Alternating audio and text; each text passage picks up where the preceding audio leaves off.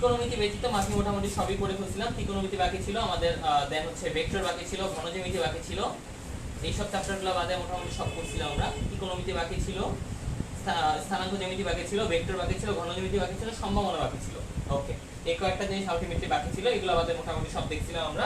আজকে আমরা ওই চ্যাপ্টারগুলো একটু খেয়াল করব ভাইয়া। ওকে, সো স্টার্ট করতে যাচ্ছি আমরা। আজকে আমরা হচ্ছে ত্রিকোণমিতি দিয়ে একদম স্টার্ট করব। ত্রিকোণমিতির কিছু বেসিক জিনিস দেখাবো, দেন কোনখান থেকে কি কি লাগতে পারে আমরা বলে দিব। এই হচ্ছে আমাদের পড়ালেখা। ওকে, পেজ নাম্বার 146, ত্রিকোণমিতি চ্যাপ্টার 8 এর প্রথম পৃষ্ঠায় আমাদেরকে যদি এখানে কিছু বলার থাকে, ফার্স্ট পেজে তেমন কিছু নেই। সেকেন্ড পেজে আমাদের হচ্ছে জাস্ট কোঅর্ডিনেটের ব্যাপারটা, চতুর্ভাগের ব্যাপারটা একটু বুঝতে হবে। চতুর্ভাগের থিওরিটা আমি একটু মনে করাই দিচ্ছি, জানি না 19 তোরা এটা প্রপারলি শিখছিস কিনা, আমি জিনিসটা একটু দেখাই দিচ্ছি ভাই। দেখ, ওকে, এটা হচ্ছে আমার মোটামুটি চতুর্ভাগ। সো এখানে আমি যদি বরাবর আমি যদি কোন ত্রিভুজ আঁকতে চাই, লাইক সাপোজ মনে কর আমি হচ্ছে চতুর্ভাগের ব্যাপার সেবা আমরা সবাই জানি, এদিকে হচ্ছে লাইক x অক্ষ মানে x এর ভ্যালু মানে ভুজের ভ্যালু এবং কোটির ভ্যালু দুইটাই হচ্ছে আলটিমেটলি পজিটিভ। এদিকে হচ্ছে কি আমার ভুজ নেগেটিভ, কোটি পজিটিভ। এদিকে ভুজ এবং কোটি দুইটাই নেগেটিভ, এদিকে আলটিমেটলি ভুজ পজিটিভ বাট কোটি হচ্ছে নেগেটিভ। এই হচ্ছে আমার মোটামুটি চতুর্ভাগের হিসাব কিতাব। আচ্ছা, তো আমরা হচ্ছে চতুর্ভাগ বরাবর হচ্ছে কি কিছুই না, জাস্ট হচ্ছে ত্রিভুজ আঁকবো একটা। সাপোজ মনে কর এই হচ্ছে আমি চতুর্ভাগ বরাবর ত্রিভুজ আঁকলাম। তো ত্রিভুজের ক্ষেত্রে এইটা যদি আমার অ্যাঙ্গেল হয়, লাইক এটা যদি অ্যাঙ্গেল আমরা হিসাব করি, সাপোজ এটা যদি অ্যাঙ্গেল হয়, আচ্ছা এইভাবে অ্যাঙ্গেল চিন্তা না করে আমি এইভাবে করি, আমি চতুর্ভাগ হচ্ছে এইভাবে আঁকবো ত্রিভুজটা। অ্যাঙ্গেল যদি আমার হয় এইটা, আমরা জানি x অক্ষের বিপরীত দিকে ধনাত্মক বিপরীত দিকে যে অ্যাঙ্গেলটা, এটাকে আমরা হচ্ছে কি পজিটিভ অ্যাঙ্গেল বলি। সো এটা হচ্ছে আমার ultimately positive angle. So x অক্ষের বিপরীত এবং ধনাত্মক দিক মানে বিপরীত দিক মানে ধনাত্মক দিকে, অ্যান্টি ক্লকওয়াইজ ডিরেকশনে, ঘড়ির কাঁটা বিপরীত দিকে। ওকে, আচ্ছা ঠিক আছে। ওকে, বড় অঙ্কগুলা কি করব কিনা? বড় অঙ্কগুলা ভাইয়া দেখে নেওয়া উচিত। আমি আসলে এটা আসলে কেউই ঠিকমতো বলতে পারে না যে কি আসবে অ্যাকচুয়ালি, ঠিক আছে? সো এগুলো দেখে যাওয়া উচিত। ওকে ওকে ভাইয়া, সো এই হচ্ছে আমার ত্রিভুজটা, এদিকে হচ্ছে আমার অ্যাঙ্গেল থিটা। এই থিটার সাপেক্ষে আমরা হচ্ছে গিয়ে বলতে পারি এটা হচ্ছে আমার লম্ব বা হচ্ছে গিয়ে ভার্টিক, এটা হচ্ছে আমার বেস বা ভূমি, আর অ্যাজ অলওয়েজ এটা হচ্ছে হাইপোটেনাস বা অতিভুজ। ওকে, ঠিক আছে, লম্ব, ভূমি এবং অতিভুজ। তো এটার সাপেক্ষে আমরা যদি হচ্ছে চিন্তা করি, খেয়াল করি একটু, যে সাপোজ মনে করো এদিকে আমার হচ্ছে এই পয়েন্টটা, যেটা এই পয়েন্টটা হচ্ছে xy পয়েন্ট। সো xy পয়েন্টের জন্য এইটুকু ডিসটেন্স হচ্ছে আমার x, এইটুকু ডিসটেন্স হচ্ছে আমার y। তাহলে এটার সাপেক্ষে আমরা যদি চিন্তা করি, তাহলে এই ঘরের জন্য লাইক হচ্ছে sin ফাংশন আমরা জানি, cos ফাংশন আমরা জানি, tan ফাংশন আমরা জানি। sin ফাংশন আমাকে বলে লম্ব বাই অতিভুজ, cos ফাংশন আমাকে বলে হচ্ছে ভূমি বাই অতিভুজ, ঠিক আছে? tan ফাংশন হচ্ছে লম্ব বাই ভূমি, tan ফাংশন হচ্ছে লম্ব বাই ভূমি। ওয়ালাইকুম আসসালাম। বোর্ড তো ক্লিয়ারই বাবা, বোর্ড কেন ক্লিয়ার হবে না? বোর্ড তো ঠিক আছে। ওকে, তো আমরা একটু খেয়াল করি ভাইয়া, sin ফাংশন হচ্ছে লম্ব বাই অতি, cos ফাংশন হচ্ছে ভূমি বাই অতিভুজ, tan ফাংশন হচ্ছে লম্ব বাই ভূমি। নাও এই দিকের দিকে আমরা যদি চিন্তা করি, লাইক লম্ব হচ্ছে আমার পজিটিভ এই ঘরটার জন্য, মানে ভূমির সাইড হচ্ছে আমার পজিটিভ, লম্বের সাইডও আমার আলটিমেটলি পজিটিভ, মানে ভুজও পজিটিভ, কোটিও পজিটিভ। সো আমার লম্ব এবং ভূমি দুইটা ডিসটেন্সই পজিটিভ। অবভিয়াসলি অতিভুজ পজিটিভ হবে, কজ অতিভুজ হচ্ছে √, লম্ব স্কয়ার প্লাস ভূমি স্কয়ার, রাইট? সো এটা অলওয়েজ পজিটিভ হবে। সো আলটিমেটলি এইখান থেকে আমরা বলতে পারি যে লাইক হচ্ছে এটা আমার পজিটিভ, এটা আমার পজিটিভ, ভূমি পজিটিভ, অতিভুজ পজিটিভ, লম্ব পজিটিভ, ভূমি পজিটিভ। সেখান থেকে আমরা বলতে পারি এটা পজিটিভ ভ্যালু দেয়, এটা পজিটিভ ভ্যালু দেয়, এটা পজিটিভ ভ্যালু দেয়। That's why sin cos tan সমস্ত মানগুলো প্রথম চতুর্ভাগে হচ্ছে পজিটিভ থাকে। sin cos tan প্রত্যেকটা ভ্যালু হচ্ছে প্রথম চতুর্ভাগে পজিটিভ থাকে। নাও এবার আমরা যদি সেকেন্ড চতুর্ভাগে চলে যাই, এটা আমরা মুছে দিলাম। এবার আমরা সেকেন্ড চতুর্ভাগে চিন্তা করব। লাইক সেকেন্ড চতুর্ভাগে আমরা যদি সেম জিনিসটা আঁকি, একটু মনে করাই দিচ্ছি ভাইয়া, সেকেন্ড চতুর্ভাগে সেম জিনিসটা আঁকলে এবার আমার ভুজটা হচ্ছে নেগেটিভ বাট কোটিটা হচ্ছে পজিটিভ, এই বিন্দুটা হচ্ছে -x, y, এটা always as usual x² + y², এটা নিয়ে আমার কোনো সমস্যা নাই। বাট তাহলে আমার এখানে sin ফাংশনের জন্য লম্ব হচ্ছে আমার পজিটিভ, অতিভুজ আমার পজিটিভ, দ্যাটস ওয়াই এটা পজিটিভ আসবে। ভূমি হচ্ছে নেগেটিভ, এই সেকেন্ড চতুর্ভাগে ভূমি হচ্ছে নেগেটিভ, আউটপুট দিবে আমার নেগেটিভ, লম্ব বাই ভূমি হচ্ছে নেগেটিভ, আউটপুট দিবে নেগেটিভ, দ্যাটস ওয়াই এখানে শুধু সাইন পজিটিভ হয়, বাকি সমস্ত কিছু এখানে নেগেটিভ হয়। ওকে, এটা হচ্ছে আরেকটা থিওরি। আফটার দ্যাট এবার আমরা থার্ড চতুর্ভাগে যদি আমরা যাই, থার্ড চতুর্ভাগে গেলে এরকম হচ্ছে আমার হিসাব, এদিকে হচ্ছে আমার অ্যাঙ্গেলের ডিরেকশনটা হচ্ছে গিয়ে উল্টা দিক থেকে চিন্তা করলে এইভাবে। দেন হচ্ছে কি এখন আমরা যদি এখানে চিন্তা করি তাহলে কি রকম পাবো? আলটিমেটলি এরকম যদি চিন্তা করি, এদিকে সাপোজ এদিকে হচ্ছে অ্যাঙ্গেল, তো অ্যাঙ্গেলটা যদি আমি চিন্তা করি এভাবে, তাহলে আলটিমেটলি কি পাচ্ছি, এদিকে আমার ভূমি হচ্ছে আমার -x, ওটিও আমার -y, দ্যাট মিন্স দুইটাই হচ্ছে আমার নেগেটিভ আলটিমেটলি। তো এই ঘরের জন্য লম্ব নেগেটিভ, অতিভুজ অ্যাজ অলওয়েজ পজিটিভ থাকবে, কারণ অতিভুজ হচ্ছে ভূমি স্কয়ার প্লাস লম্ব স্কয়ার। ওকে, আচ্ছা ঠিক আছে, okay fine. So now ultimately আমি এখানে লম্ব বাই অতিভুজ, সো মাইনাস বাই প্লাস আমি আলটিমেটলি এটা পেয়ে যাচ্ছি মাইনাস, কজ ভূমি বাই অতিভুজ মাইনাস বাই প্লাস, এটাও পাচ্ছি আমরা মাইনাস, বাট লম্ব বাই ভূমি দুইটাই আলটিমেটলি মাইনাস, এটাও মাইনাস এটাও মাইনাস, সো আলটিমেটলি আমার এখানে প্লাস চলে আসছে। দ্যাটস ওয়াই এই ঘরে শুধুমাত্র tan পজিটিভ, বাকি সবকিছু ছিল negative. Okay, and last one fourth কোয়াড্রেন্টের ক্ষেত্রে আমরা একটু খেয়াল করি। ফোর্থ কোয়াড্রেন্টে আমরা যদি চিত্র আঁকি, এদিকে হচ্ছে থিটা সাপোজ চিন্তা করি, এদিকে হচ্ছে থিটা, এদিকে আমার x এর ভ্যালু, ভুজ হচ্ছে আমার মানে ভূমি হচ্ছে আমার পজিটিভ, লম্ব হচ্ছে আমার নেগেটিভ, অতিভুজ অ্যাজ অলওয়েজ পজিটিভ। সো লম্ব বাই অতিভুজ দ্যাট মিন্স হচ্ছে নেগেটিভ বাই পজিটিভ, এইজন্য এটা নেগেটিভ আসবে। ভূমি বাই অতিভুজ পজিটিভ বাই পজিটিভ, এটা পজিটিভ আসবে। tan হচ্ছে লম্ব বাই ভূমি, ভূমি পজিটিভ বাট লম্ব হচ্ছে আমার ultimately negative, so ultimately negative আসবে। সো ফোর্থ কোয়াড্রেন্টে শুধুমাত্র cos হচ্ছে আমার পজিটিভ, বাকি সবকিছু হচ্ছে আমার negative. So sin positive, tan positive, cos positive, এই হচ্ছে আমার হিসাব আলটিমেটলি চতুর্ঘাতের, আর এখানে অল পজিটিভ, সবগুলো আমাদের পজিটিভ হবে। সো এই হচ্ছে sin cos tan এর খেলা। নাও এবার আরেকটা জিনিস দেখাই দিতে চাচ্ছি, জাস্ট এগুলো মনে করায় দেওয়া, লাইক হচ্ছে sin minus theta, cos minus theta, tan minus theta, এইসব ক্ষেত্রে কি হবে। আচ্ছা একটু খেয়াল করি, এদিকে ছিল আমাদের পজিটিভ অ্যাঙ্গেল, তার মানে এদিকে হচ্ছে আমার নেগেটিভ অ্যাঙ্গেল, তার মানে মাইনাস থিটা বলতে এই ঘরে মানে হচ্ছে ফোর্থ কোয়াড্রেন্টে বোঝায়। এখন তোরাই আমাকে বল, ফোর্থ কোয়াড্রেন্টের মধ্যে কোন রেজিস্টার মান হচ্ছে পজিটিভ আসে? অলওয়েজ sin এর মান ফোর্থ কোয়াড্রেন্টে নেগেটিভ, tan এর মান ফোর্থ কোয়াড্রেন্টে নেগেটিভ, বাট অনলি cos হচ্ছে আমার এখানে পজিটিভ ভ্যালু দেয়। এই জন্য cos ফাংশনের ক্ষেত্রে cos minus theta equals to cos theta দেয়। sin ফাংশনের ক্ষেত্রে sin minus theta minus sin theta আসে, tan minus theta minus tan theta আসে। এবং এদের যে ইনভার্স ফাংশনগুলো লাইক বিপরীত ফাংশন যেগুলো like cosec theta, sec theta এবং cot থিটা, cosec থিটার ভ্যালু sin থিটা যেহেতু নেগেটিভ, cosec থিটা নেগেটিভ হবে। যেই জায়গাতে cos থিটা পজিটিভ সেই জায়গায় অবশ্যই sec থিটাও পজিটিভ হবে, sec থিটাও পজিটিভ হবে। এবং the last one is tan theta negative value দিচ্ছে, দ্যাট মিন্স cot থিটাও নেগেটিভ ভ্যালু দিবে। সো এই জন্য sin এবং tan এর ক্ষেত্রে মাইনাস ফাংশনগুলোর কারণে সামনে মাইনাস চলে আসে, কিন্তু cos মাইনাস থাকার সত্ত্বেও সামনে মাইনাস আসে না। সেম ফর sec এর ক্ষেত্রে একই জিনিস হয়। সো আলটিমেটলি আমরা বুঝতে পারছি ট্রাইগোনোমেট্রিক চতুর্ভাগ ব্যাপারটা কি, এটা আমার মোটামুটি হালকা পাতলা বুঝার যে ব্যাপার ছিল এটা দেখাই দিলাম। ওকে, নাও একটু খেয়াল করি ভাইয়া,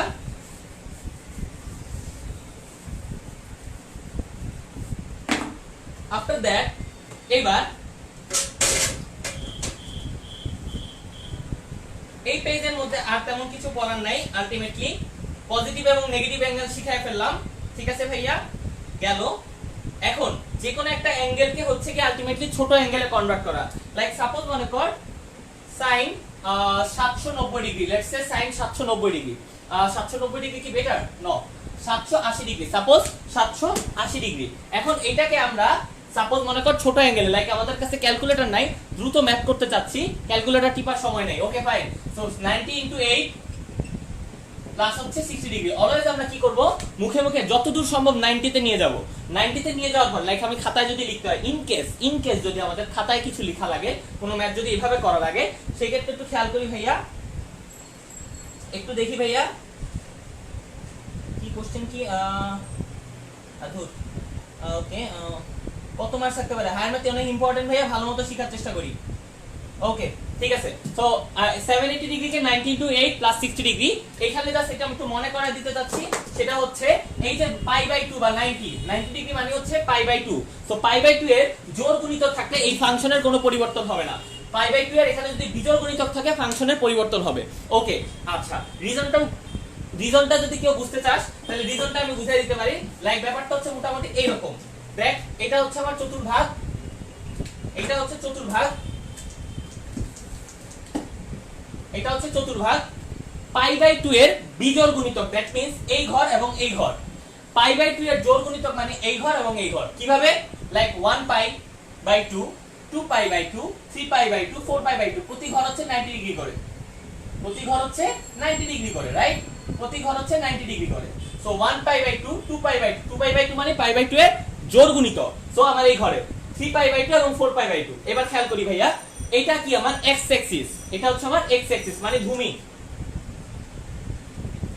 তো ভূমির সাপেক্ষে লাইক এই যখন আমার এটাকে আমি যখন ভূমি চিন্তা করব, আমার ত্রিভুজ সাপোজ যদি আমাদের ত্রিভুজ হয়, সাপোজ এটা হচ্ছে ত্রিভুজ। নাও লুক এট দ্যাট, এইটার মধ্যে আমার তাহলে যেই মুহূর্তে আমি হচ্ছে এই ঘরগুলোতে আসি, ওই মুহূর্তে আমার ভূমি কোনটা? সাপোজ এটা যদি অ্যাঙ্গেল হয়, থিটা যদি আমার অ্যাঙ্গেল হয়, এটা হচ্ছে ভূমি, এটা হচ্ছে লম্ব, এটা হচ্ছে ভূমি, এটা হচ্ছে লম্ব। সো এটার সাপেক্ষে লাইক হচ্ছে লাইক নরমালি চিন্তা করলে এই ঘরটার সাপেক্ষে সাপোজ যদি আমি 90 ডিগ্রি চিন্তা করি, মানে 0 মানে π/2 এর জোড় গুণিতক চিন্তা করি, এই ঘর অথবা এই ঘর, ভূমির জায়গাতেই থাকে। বাট যদি আমি এই ঘর অথবা এই ঘরে নিয়ে যাই, তখন ত্রিভুজের চিত্রটা দেখতে হয় হচ্ছে এইরকম। তখন চিত্রটা আর এরকম থাকে না, চিত্রটা হয়ে যায় এইরকম, তাই না? চিত্রগুলো হয়ে যায় হচ্ছে এইরকম। ওকে ওকে, sin π আর sin 0 এর মান সেম ক্যাট। sin 0 এই ঘরে, sin π এই ঘরে, এই ঘর এবং এই ঘর। লাইক একটা জায়গায় এই পাশে হচ্ছে x, মানে sin আমার কি বলে বলতো? sin বলে হচ্ছে লম্ব বাই অতিভুজ। এখন সাপোজ তুই ত্রিভুজ এটা আঁকলি, এই বরাবর হচ্ছে লম্ব, এই বরাবর হচ্ছে ভূমি। লম্ব আর ভূমি অতিভুজের জন্য তুই ভ্যালু পাবি, ভূমির জন্য কোনো মান পাবি না। দ্যাটস ওয়াই sin হচ্ছে ভূমি যেই ঘরে, সেই জায়গাতে হচ্ছে sin এর ভ্যালু হচ্ছে 0। ঠিক আছে, সেই জায়গাতে হচ্ছে sin এর ভ্যালু 0। সো sin 0 এর জন্য 0, sin π মানে 180 এর জন্য 0। ওকে, এইটা ব্যাখ্যা। ওকে ভাইয়া, এখন দেখি আমরা এখানে যেটা বোঝার চেষ্টা করতেছিলাম সেটা হচ্ছে লাইক চেঞ্জটা কেন হয়। ওকে, আমরা আবার দেখি। লাইক এটা হচ্ছে আমার ত্রিভুজ ছিল, এটা ভূমি ছিল, যেই মুহূর্তে আমার হচ্ছে গিয়ে লাইক আমি যখন π/2 এর জোড় গুণিতক নিয়ে কাজ করতেছি, এই দুই জায়গাতে আমি চিন্তা করব। তো এই দুই জায়গাতে হচ্ছে জিনিসটা ভূমি ছিল। আচ্ছা ঠিক আছে, এবার এইভাবে তো আমরা ম্যাথগুলো করছি নরমালি, তাই না? তো এবার আমরা একটু ডিফারেন্ট ওয়েতে জিনিসটা দেখব। কি রকম ডিফারেন্ট ওয়েতে দেখব? লাইক হচ্ছে জিনিসটাকে আমরা এরকম লাগাই দিই। এবার দেখি, যেই মুহূর্তে আমাদের 0 ডিগ্রি, সেই মুহূর্তে এটা ভূমি, এটা লম্ব, এটা অতিভুজ।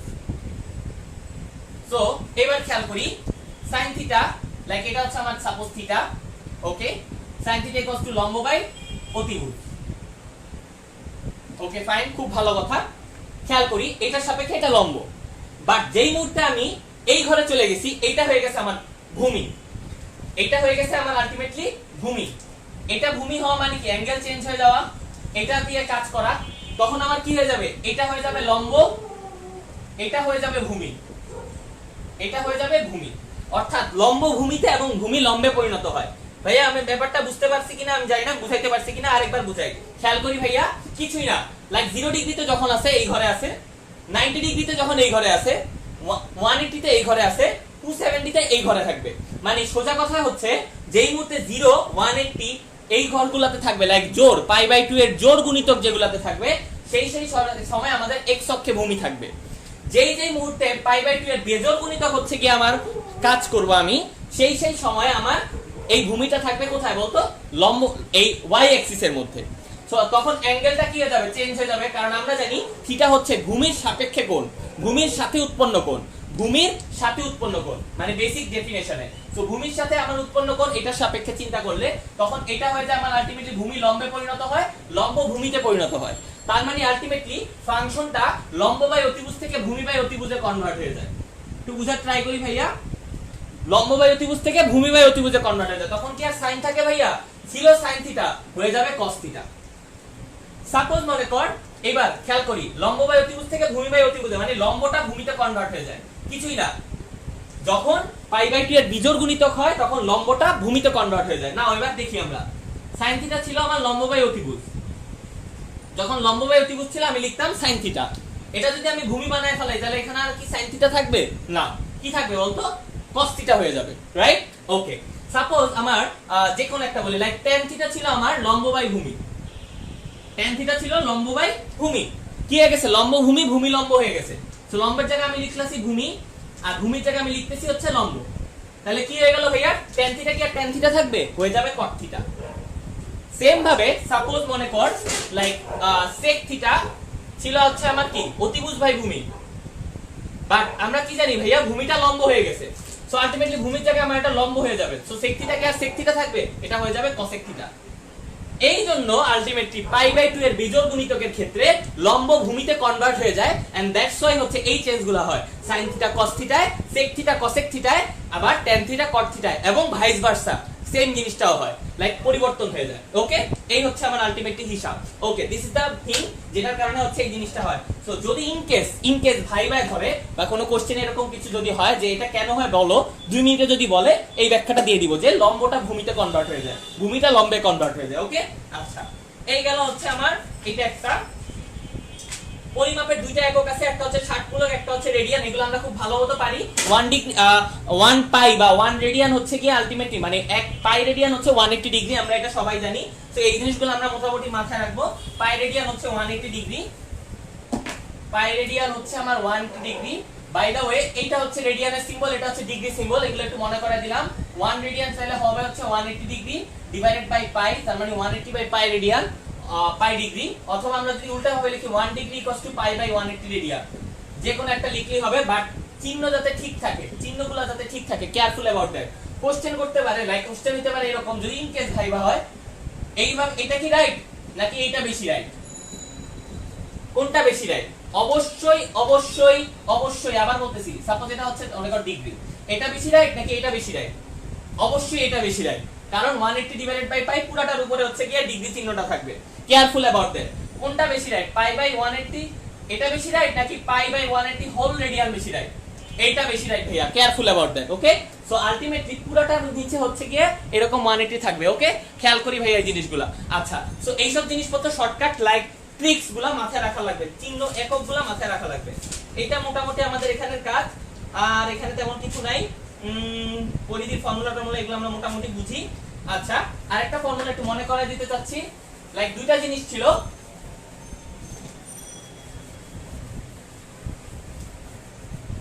খেয়াল করি ভাইয়া, সাপোজ মনে কর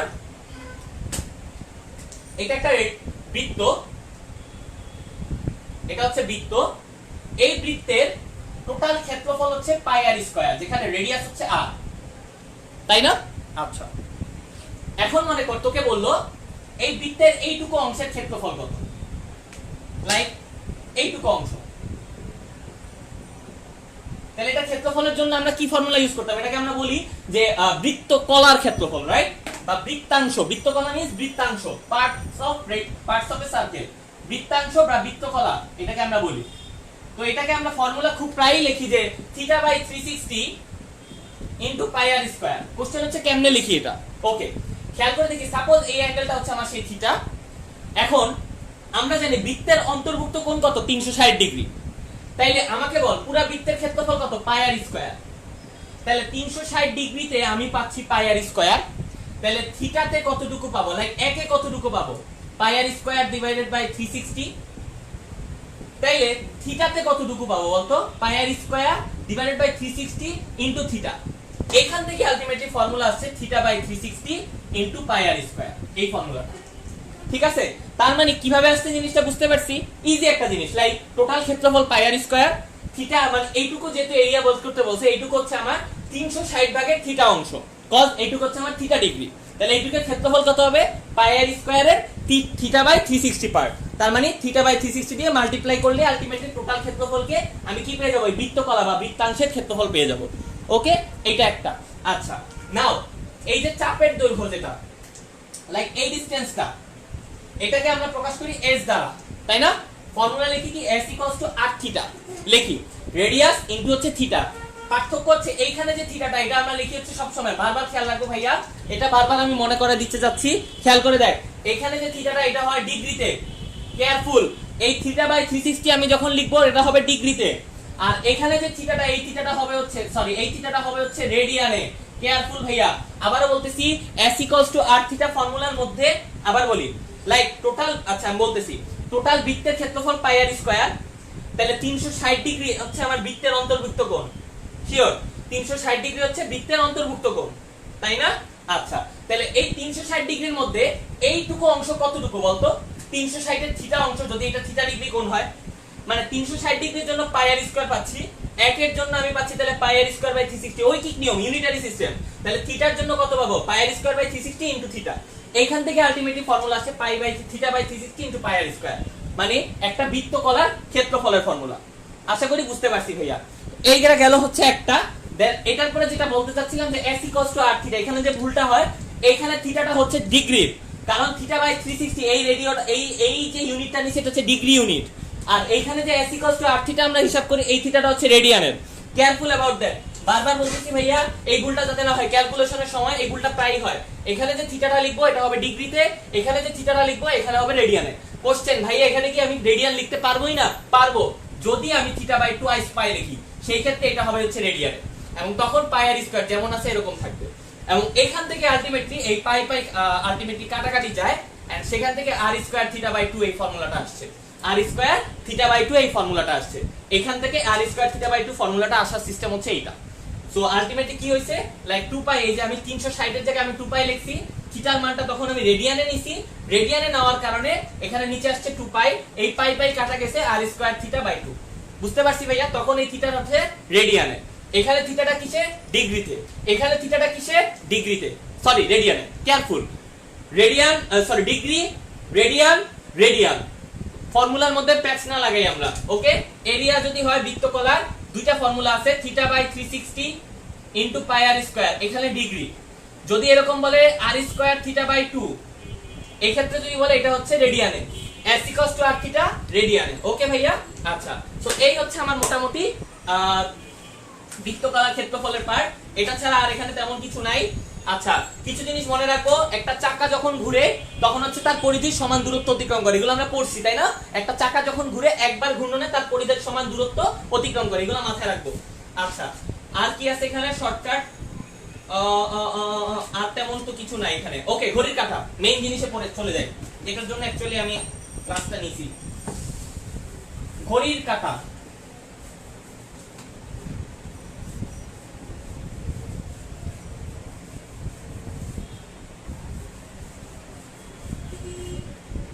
জি আরেকবার শিওর ভাইয়া?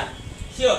আচ্ছা, জিনিসটা আমি আরেকবার বলতেছি, তাহলে ফর্মুলা কি আমি আবার বলি, s r থিটা, এটা একটা ফর্মুলা, থিটা বাই 360 এরিয়া বৃত্তকলার ক্ষেত্রফলের হচ্ছে theta by 360 into pi r square, এখানে থিটাটা হবে ডিগ্রিতে, এখানে যে থিটা এটা হবে রেডিয়ানে।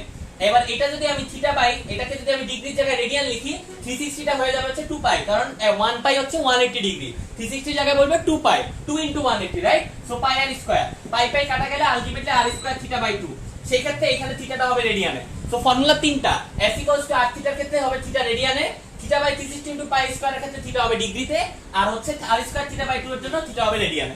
এটা যেন মাথায় থাকে। ওকে, s r থিটার জন্য ডিগ্রি না রেডিয়ান, রেডিয়ান ডিগ্রি না radian, careful about that. s r থিটার জন্য radian. Okay, thank you. Alright, ভুল যাতে না করি, ভুল না করি ভাইয়া। নাও ঘড়ির কাঁটা,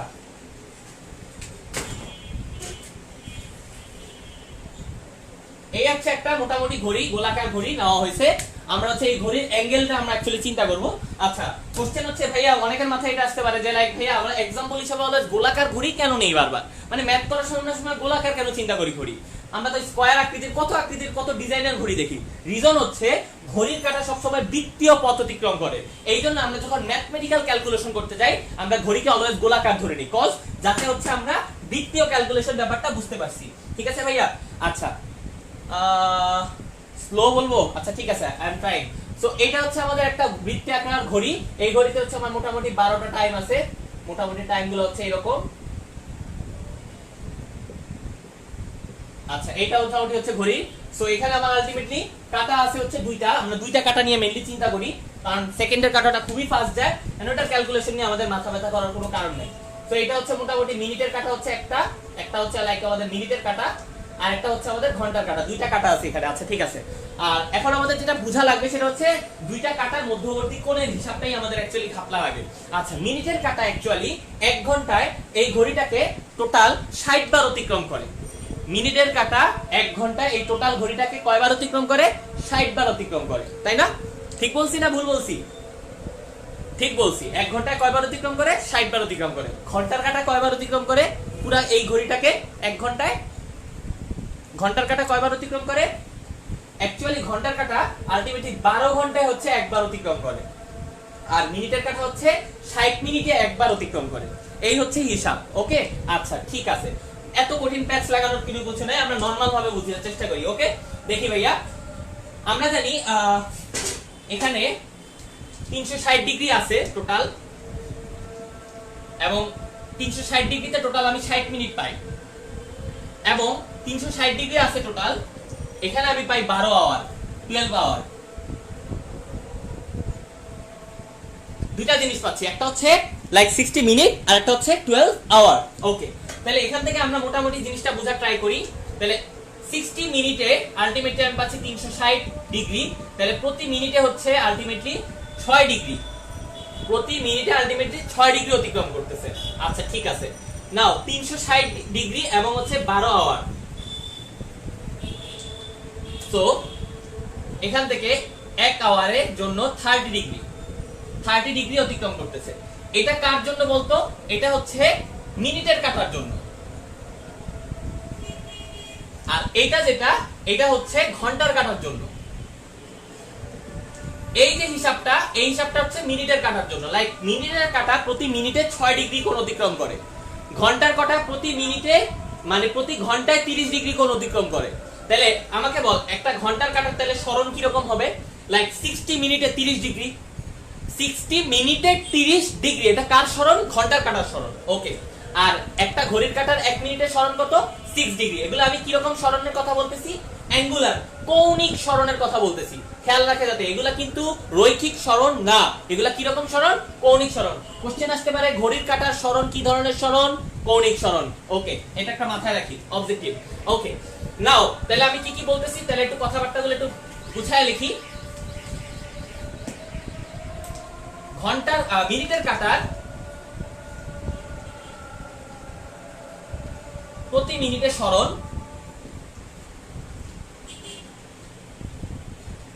প্রতি মিনিটে সরণ কয় ডিগ্রি ভাইয়া? প্রতি মিনিটে সরণ হচ্ছে 6 ডিগ্রি। কার জন্য এটা? মিনিটের কাটার জন্য। ঘন্টার কাটার প্রতি ঘন্টার সরণ হচ্ছে 30 ডিগ্রি।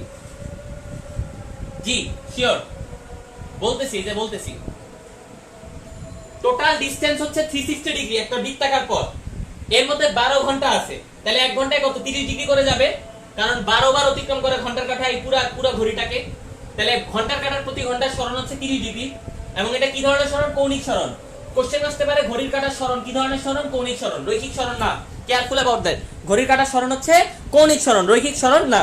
আচ্ছা, আবার দেখ টোটাল অ্যাঙ্গেল কত? 360 ডিগ্রি। মিনিটের কাঁটাটা 60 বার অতিক্রম করে 1 ঘন্টায়, মানে ভুল বলতেছি, লাইক হচ্ছে হ্যাঁ, মিনিটের কাঁটাটা এখানে হচ্ছে 60 ডিগ্রি পায়, আলটিমেটলি টোটাল 60 ডিগ্রি পায়। সো প্রতি মিনিটের জন্য মিনিটের কাঁটা 6 ডিগ্রি, লাইক প্রতি 1 ঘন্টায় মিনিটের কাঁটাটা টোটাল একদম এই মাথা থেকে এই পর্যন্ত একদম যায়, লাইক হচ্ছে পুরো 360 ডিগ্রি অতিক্রম করে। 1 ঘন্টায় মিনিটের কাঁটা 360 ডিগ্রি অতিক্রম করে, তাহলে 1 ঘন্টায় আলটিমেটলি কয় মিনিট হয়? 60 মিনিট হয়। তাহলে মিনিটের কাঁটার প্রতি মিনিটের সরণ তাহলে কত হবে? 360 ডিভাইডেড বাই 60, 6 ডিগ্রি। ওকে, ঘন্টার কাঁটার প্রতি ঘন্টার সরণ হচ্ছে 30 ডিগ্রি, তাহলে ঘন্টার কাঁটার প্রতি মিনিটের সরণ কত? এটা আমরা একটু বের করব। প্রতি মিনিটে তাহলে সরণ কত হবে? 1 ঘন্টা মানে কত ডিগ্রি, কত মিনিট বলতো? 60 মিনিট। তাহলে প্রতি মিনিটে তাহলে সরণ কত হবে? 30 বাই 60 মানে 0.5 ডিগ্রি। অর্থাৎ ঘন্টার কাঁটা প্রতি মিনিটে হাফ ডিগ্রি সরণ দেয়, মিনিটের কাঁটা প্রতি মিনিটে 6 ডিগ্রি সরণ হয়। আচ্ছা, আবার বলতেছি, খেয়াল করি, ঘন্টার কাঁটা প্রতি মিনিটে হাফ ডিগ্রি সরণ দিচ্ছে, মিনিটের কাঁটা প্রতি মিনিটে 6 ডিগ্রি সরণ দিচ্ছে, ঘন্টার কাঁটা প্রতি ঘন্টায় সরণ দিচ্ছে 30 ডিগ্রি, মিনিটের কাঁটা প্রতি ঘন্টায় সরণ দিচ্ছে 360 ডিগ্রি। কেয়ারফুল, সো মিনিটের কাঁটার প্রতি ঘন্টা সরণ, এটাও লিখে রাখি। এগুলা কিন্তু সব অবজেক্টিভে লাগবে যদি আসি ইন কেস।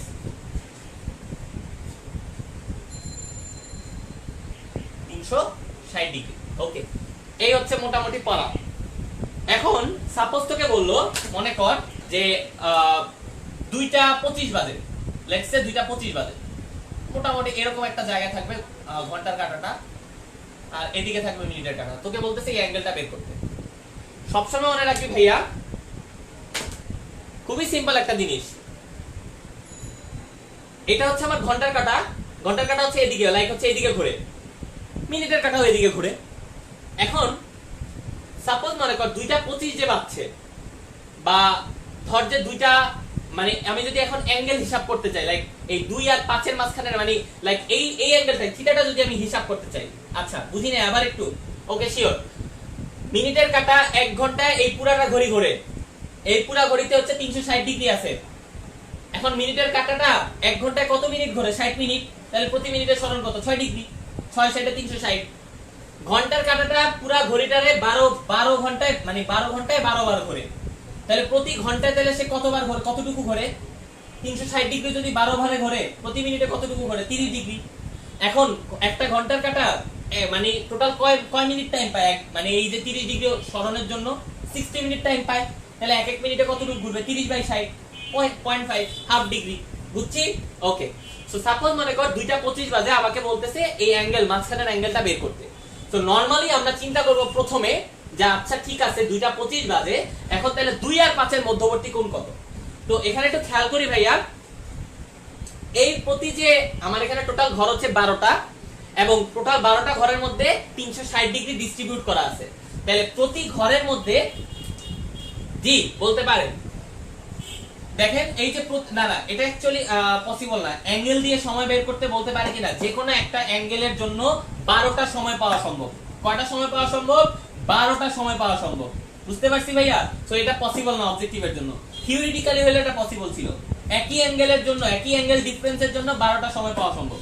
এখন তোকে যদি বলে লাইক হচ্ছে হ্যাঁ ওকে ফাইন, 12 হতে এত ডিগ্রি কোণে হচ্ছে ঘন্টার কাঁটাটা আছে, এবং এত ডিগ্রি কোণে মিনিটের কাঁটাটা আছে, 12 মানে একটা তোকে রেফারেন্স দিয়ে দিতে হবে যে লাইক হচ্ছে এই লাইন বরাবর 12 এবং 6 বরাবর আমি যদি একটা স্কেল ধরলাম, এই স্কেল ধরার পরে এত ডিগ্রি কোণে হচ্ছে ধরে কর ঘন্টার কাঁটা আছে, এত ডিগ্রি কোণে মিনিটের কাঁটা আছে, তাহলে সময়টা কত, এটা একটা বলতে পারে।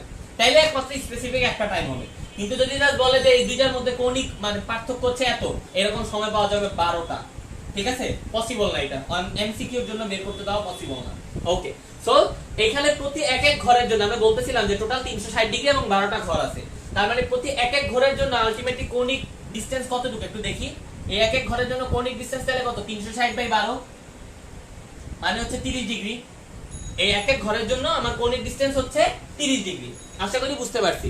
সো 30 ডিগ্রি যদি আলটিমেটলি হয়, আলটিমেটলি যদি 30 ডিগ্রি হয়, তাহলে এরকম এক ঘর, দুই ঘর, তিন ঘর, কয় ঘর হলো? 3 ঘর হলো। 2:25 আলটিমেটলি কয় ঘর হলো? 3 ঘর হলো। কত ডিগ্রি হওয়ার কথা? 90 ডিগ্রি। বাট আমরা জানি 2:25 সময় ঘন্টার কাঁটাটা সামান্য নিচে নেমে আসে, অর্থাৎ কিছু অংশ বাদ যাবে। কতটুকু বাদ যাবে ভাইয়া? ওই যে যত মিনিট অতিক্রম করছে তত মিনিটের জন্য যে ঘন্টার কাঁটাটা যে সরণটা দিছে সেই সরণটুকু বাদ যাবে। বুঝতে পারছি ভাইয়া? আবার বলতেছি, তাহলে দেখ খেয়াল করি, এক ঘর, দুই ঘর, তিন ঘর হওয়ার কথা 90, বাট আসছে এই জায়গাতে কেন ভাইয়া? এইটুক হচ্ছে আমার, এই যে এইটুক যেটা, এইটুক হচ্ছে আমার আলটিমেটলি ওই যে 25 মিনিট, 2:25 বাজে 25 মিনিটের জন্য, হ্যাঁ 2 আর 5 এর মাঝের কোণ হচ্ছে 90 ডিগ্রি। হ্যাঁ এই 25 মিনিটের জন্য এই সরণটুকু আমি পাইতেছি। তাহলে এই সরণটুকু কতটুকু হবে? প্রতি মিনিটের জন্য কত ডিগ্রি? হাফ ডিগ্রি না? প্রতি মিনিটের জন্য হাফ ডিগ্রি না ঘন্টার কাঁটার সরণ? তাহলে 25 মিনিটের জন্য কয় ডিগ্রি? 12.5 ডিগ্রি। তাহলে আলটিমেটলি 90 থেকে 12.5 ডিগ্রি কমে যাবে, মানে 77.5 ডিগ্রি হবে। এইটাই হবে আলটিমেটলি আমার 2:25 ঘন্টার আর মিনিটের কাঁটার মধ্যবর্তী কোণ। বুঝতে পারছি ভাইয়া? আশা করি ক্লিয়ার। ওকে। সো সবসময় এটাই মাথায় রাখবো যে অ্যাঙ্গেলটা অলওয়েজ হচ্ছে এরকম, মানে কি রকম চিন্তা করতে হবে তোকে, অলওয়েজ হচ্ছে রেফারেন্স থেকে চিন্তা করবি। লাইক হচ্ছে অ্যাঙ্গেল চিন্তা করার জন্য আলটিমেটলি রেফারেন্স লাগে। ওকে। সো রেফারেন্স ছাড়া আলটিমেটলি অ্যাঙ্গেল হিসাব করা সম্ভব না। সাপোজ আমি আরেকটা টাইম দেখাই, লাইক মনে কর 10:05 বাজে, তাহলে মোটামুটি এইরকম ধর যে এরকম একটা পজিশনে আছে, কয় ঘরে আছে? এক ঘর, দুই ঘর, তিন ঘর, 90 ডিগ্রি। 5 এর জন্য 5 মিনিটের জন্য 2.5 ডিগ্রি বাদ, তাহলে কত হয়? 87.5 ডিগ্রি। সো 10:05 এ ঘড়ির ঘন্টার কাঁটা এবং মিনিটের কাঁটার মধ্যবর্তী কোণ হচ্ছে কত ডিগ্রি? এরকম 87.5 ডিগ্রি। সাপোজ মনে কর 8:25, 8:25 এ মোটামুটি এই হচ্ছে আমার টাইমটা। 5 এবং 8 কত ডিগ্রি হওয়ার কথা? নরমালি কত ডিগ্রি হওয়ার কথা? 90 ডিগ্রি হওয়ার কথা। বাট এখন দেখ ঘন্টার কাঁটা একটু সামনে চলে গেছে, তাহলে মানে কি এইবার এই ক্ষেত্রে কি হবে বলতো? যোগ হবে। কত ডিগ্রি যোগ হবে? 25 মিনিটের জন্য আলটিমেটলি কতটুকু যোগ হবে বলতো? 12.5 মিনিট যোগ হবে। So 102.5 degree. তাহলে প্যাচ লাগাই যাচ্ছে না যে ভাইয়া আচ্ছা ঠিক আছে এটা তো আপনি ঘড়ি আঁকছেন, আচ্ছা আমি আঁকলাম, আঁকার পরে হচ্ছে আমি বুঝতে পারতেছি, আঁকার পরে আমি বুঝতে পারতেছি যে ভাইয়া হ্যাঁ সামনে যাচ্ছে পিছনে যাচ্ছে, আচ্ছা সামনে গেলে যোগ হবে, পিছনে গেলে হচ্ছে বিয়োগ হবে, ঠিক আছে আমার মাথায় ঢুকলো। বাট পরীক্ষার হলে এখন আমি অবজেক্টিভ দিতে বসতেছি, এখন আমার কেমনে মনে থাকবে জিনিসটা যে আমি ভাইয়া এটা কি সামনের দিকে গেছে না পিছনের দিকে? ইনস্ট্যান্ট তো ইমাজিন করা সম্ভব না, ইনস্ট্যান্ট ইমাজিন করাটা অনেক টাফ, অনেক প্র্যাকটিসের ব্যাপার। তাহলে অবশ্যই আমার তাহলে কি করতে হবে? হ্যাঁ ভাইয়া হবে, হবে, সমস্যা নেই, তোরা যেটা খুশি কর, নো প্রবলেম। আচ্ছা সো সো আমি আমারটা বুঝাইতেছি, আমাকে বুঝাইতে দে ভাইয়া।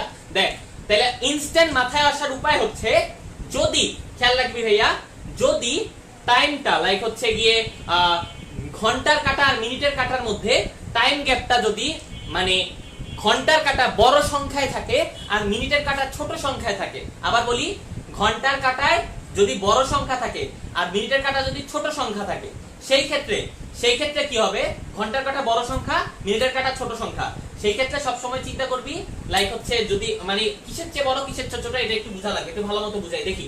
দেখ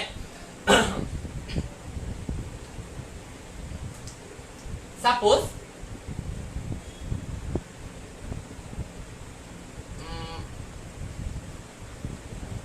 এই সীমানার মধ্যে, এটা হচ্ছে আমার হাফ সীমানা, ঠিক আছে, ওকে। এই সীমানার মধ্যে একটু খেয়াল করি ভাইয়া, এই সীমার মধ্যে সাপোজ তুই যে কোনো দুইটা টাইম নিলি, যে টাইমে তুই নেস না কেন, অলওয়েজ দেখবি কি এই সীমার মধ্যে যখন আমার দুইটা কাটা থাকবে, অলওয়েজ দেখবি কি যে হচ্ছে গিয়ে লাইক অ্যাঙ্গেলটা বিয়োগ দেওয়া লাগতেছে। কিরকম, সাপোজ তুই দুইটা 20 নে, মোটামুটি এরকম একটা জায়গা পাবি, এরকম একটা জায়গা পাবি, অ্যাঙ্গেলটা আলটিমেটলি দুই ঘর মানে 60 ডিগ্রি, এই 20 এর জন্য আরো 10 ডিগ্রি বিয়োগ দেওয়া লাগতেছে। এটা হচ্ছে প্রথম কথা। সেম ভাবে তুই যদি লাইক এই সীমানার মধ্যে থাকোস, এই সীমানায়, শুধু এই সীমানায় অলওয়েজ হচ্ছে যোগ দেওয়া লাগবে। সাপোজ 9টা 40 এর ক্ষেত্রে 9 আর 8 এর মধ্যবর্তী কোণ হচ্ছে 30 ডিগ্রি, 40 এর জন্য 9টা হচ্ছে আরো 20 ডিগ্রি যায়, সো এটা যোগ হয়ে 50 ডিগ্রি। সো 9 আর 8 এর মধ্যবর্তী কোণ হচ্ছে তখন 50 ডিগ্রি হয়, 9টা 40 এ মধ্যবর্তী কোণটা 50 ডিগ্রি হয়। মানে হচ্ছে 12 থেকে 6 এর মধ্যে যদি ঘন্টা মিনিটের সীমানাগুলো থাকে, তখন হচ্ছে বিয়োগ হবে 12 থেকে 6 এর বাইরের সীমানায়, লাইক 7 থেকে 12 এর মধ্যে, 7 এই 6 থেকে 12 এর মধ্যে, অ্যাকচুয়ালি 6 থেকে 12 এর মধ্যে সীমানার মধ্যে সব ক্ষেত্রে হচ্ছে যোগ হবে। ওকে ভাইয়া, হ্যাঁ এভাবে করলেও হবে, ঠিক আছে, এভাবে করলেও হবে, ক্লিয়ার। সো 12 থেকে 6 হিসাবটা হবে বিয়োগের, 6 থেকে 12 হিসাবটা হবে যোগের। এখন এখানে যদি ঘন্টা মিনিট যেটাই থাকুক না কেন, লাইক সাপোজ মনে কর 9টা 10, আচ্ছা ঠিক আছে, তাহলে 9টা 10 এর কথা চিন্তা করি, এটা একটু সামনের দিকে যাবে, এটা হচ্ছে আমার 10, আচ্ছা ঠিক আছে, খুব ভালো কথা। তাহলে এটার ক্ষেত্রে আবার কি হইতেছে, দেখ এই হচ্ছে আমার 9টা, এই হচ্ছে 10, কয় ঘর ভাইয়া, 1 2 3 4 5 ঘর হওয়ার কথা, 5 ঘরের জন্য আমার 150 ডিগ্রি হওয়ার কথা, বাট আলটিমেটলি 10 এর জন্য আমার কি হইতেছে, 5 ডিগ্রি সরে যাইতেছে, সো 145 ডিগ্রি হচ্ছে আমার 9টা 10 এর মধ্যে রেজাল্ট। সো এইভাবে আমরা জিনিসটা একটু মনে রাখতে পারি যে দুইটাই আমার সেম ঘরে থাকে, দুইটাই ওই ঘরে থাকে, এই ক্ষেত্রে বিয়োগ, এই ক্ষেত্রে যোগ। যদি এই সীমানার মানে আলটিমেটলি এই সীমানাকে ক্রস করলে হচ্ছে হবে যোগ, এই সীমানাকে ক্রস না করতে পারলে হবে বিয়োগ, এটাই হচ্ছে আলটিমেটলি হিসাব। সোজা কথা মানে ওই যে ফর্মুলাটা লাইক 11 ইনটু তোর আওয়ার মাইনাস হচ্ছে 60 ইনটু মিনিট ডিভাইডেড বাই হচ্ছে 2, এই ফর্মুলা দিয়ে করলেই হবে। সো আলটিমেটলি কোনো প্যারা নেই ভাইয়া, এটা হচ্ছে শর্টকাট। সো ঘড়ির কাঁটার আমরা থিওরি মোটামুটি বুঝতে পারছি আশা করি, কারো যদি কোনো প্রবলেম থাকে কোশ্চেন করতে পারিস। আচ্ছা ওকে, থ্যাংক ইউ। আমি অনেকগুলো एग्जांपल দেখালাম ঘড়ির কাঁটা, আশা করি কারো কোনো প্রবলেম নাই ইনশাআল্লাহ। আর এখানে আর তেমন কিছু কি আছে,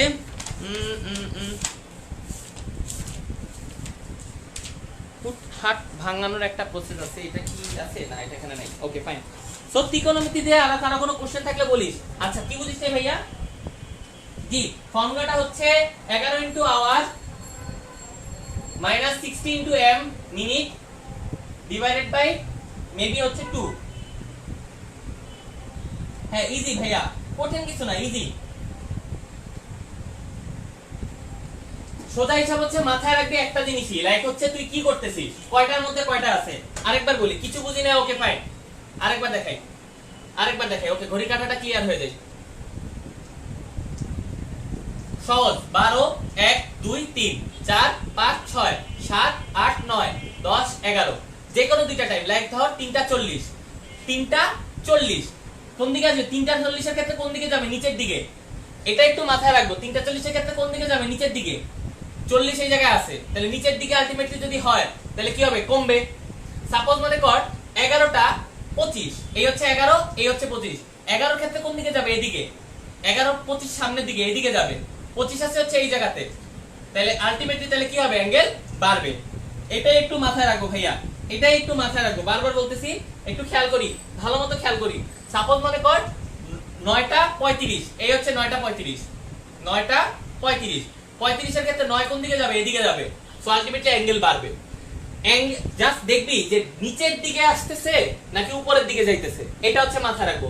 নিচের দিকে আসলে অলওয়েজ অ্যাঙ্গেল কমবে, উপরের দিকে আসলে অ্যাঙ্গেল বাড়বে, এটাই হচ্ছে প্রসেস। ওকে, সাপোজ আবার বলি, ধর 6টা 5, 6টা 5 কোন দিকে যাবে? এদিকে যাবে। কোন দিকে যাবে? এদিকে যাবে। 5 তো 5 এর জায়গায় থাকবে। কোন দিকে যাবে? এদিকে যাবে। তাহলে অ্যাঙ্গেল কি হবে? সামান্য বাড়বে, 2.5 ডিগ্রি বাড়বে। বুঝতে পারছি ভাইয়া? ক্লিয়ার?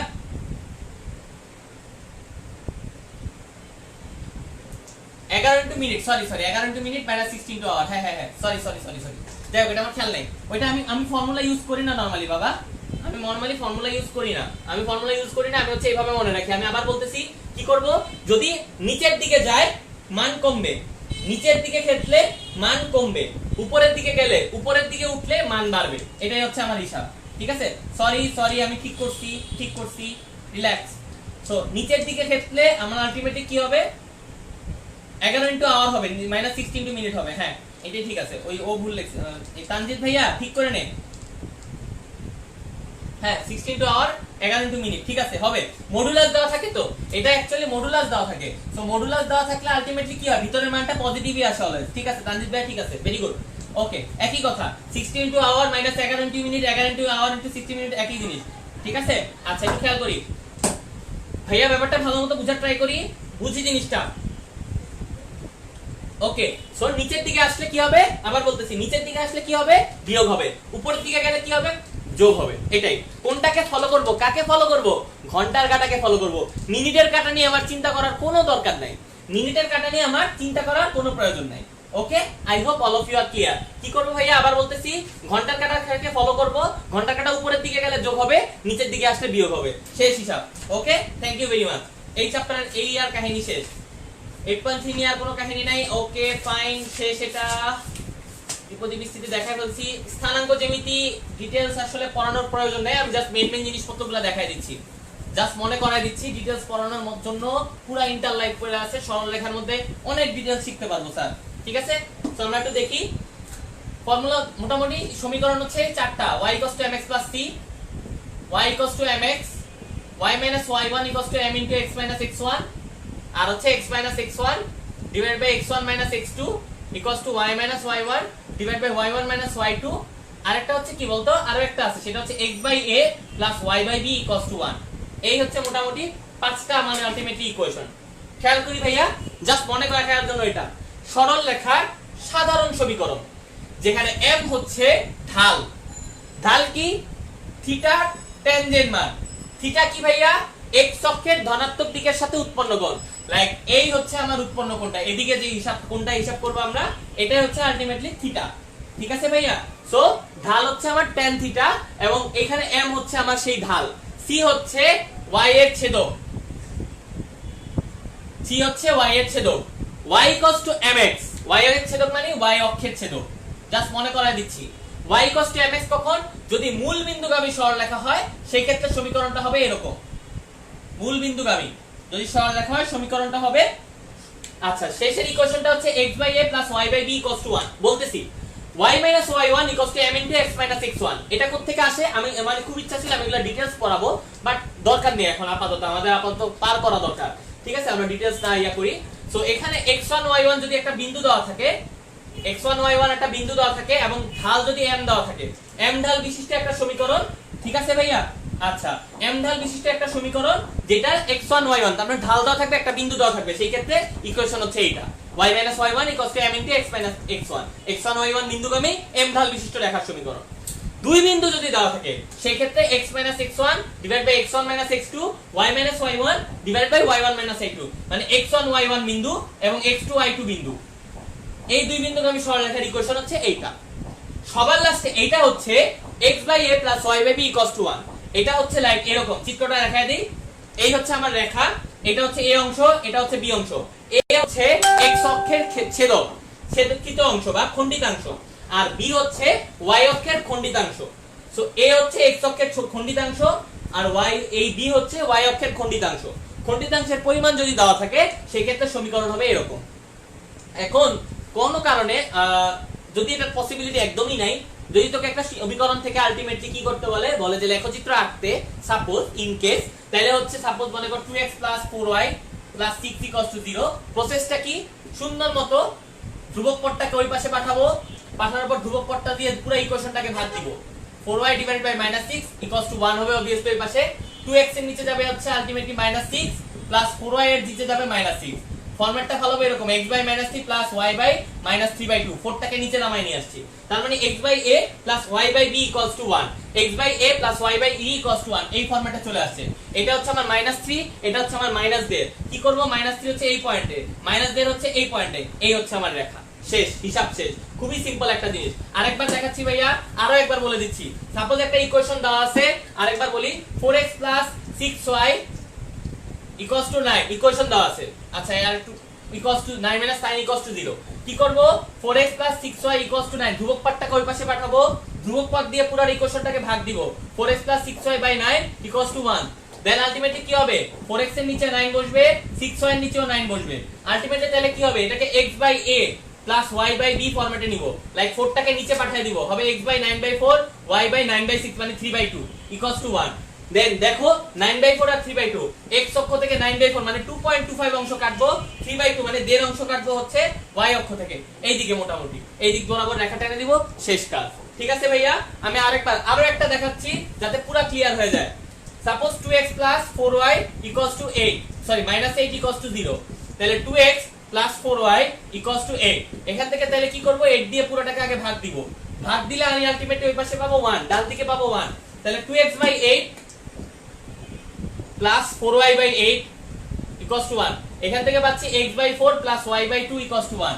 সুন্দর মতো x অক্ষ বরাবর হচ্ছে কি করব, 4 একক কাটবো, y অক্ষ বরাবর 2 একক কাটবো, টান দিব, শেষ আমার রেখা আঁকা। ঠিক আছে, এটা হচ্ছে একটা সরলরেখা ইকুয়েশন থেকে ডাইরেক্ট গ্রাফে আঁকার প্রসেস। এইখানে এই যে a আর এই যে b, এইখান থেকে ইকুয়েশনটা আসে x by a plus y by b equals to 1। ঠিক আছে ভাইয়া, মোটামুটি এই হচ্ছে আমার আলটিমেটলি সমীকরণ। আচ্ছা, পরাবৃত্তাকার চিত্র হবে, ওকে ফাইন। এক এক করে বলা শুরু করি, এটা আমি এখনই বলতাম। আচ্ছা ঠিক আছে, thank you very much, time মতো মনে করাইছি। একটা সরলরেখার সমীকরণ, পয়েন্টগুলো খেয়াল করি। আচ্ছা লিখে দিচ্ছি।